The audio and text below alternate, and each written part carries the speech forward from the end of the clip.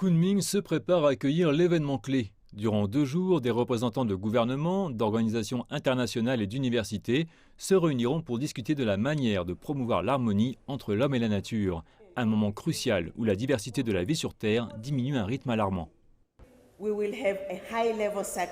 Nous aurons un segment de haut niveau où plus d'une centaine de ministres du monde prendront la parole. Et de quoi vont-ils parler?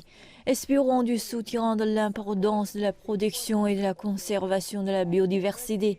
Et c'est important en raison de la nécessité de prendre des mesures urgentes pour arrêter et inverser la perte de biodiversité.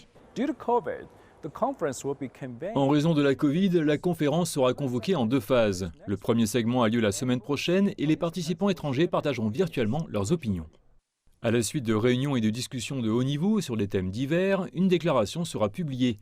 Elle devrait fournir une feuille de route mondiale pour la conservation, la restauration et la gestion durable de la biodiversité et les écosystèmes pour la prochaine décennie.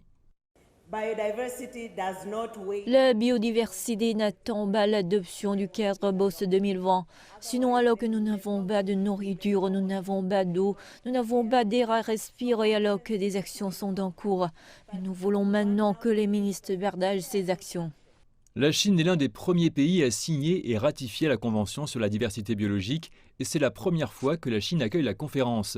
Mrema dit que les efforts de la Chine en faveur de la conservation de la biodiversité ont donné l'exemple à la communauté internationale. La Chine a été active dans les travaux de la Convention, y compris la mise en œuvre de la Convention en Chine.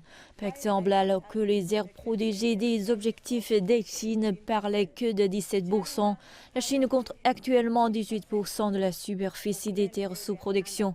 Elle avait donc même dépassé les objectifs mondiaux. Je sais que la stratégie est en fait d'atteindre 25% des aires protégées, une réalisation majeure là-bas. Au printemps prochain, des participants du monde entier se réuniront en personne ici pour plus de discussions vers les solutions viables.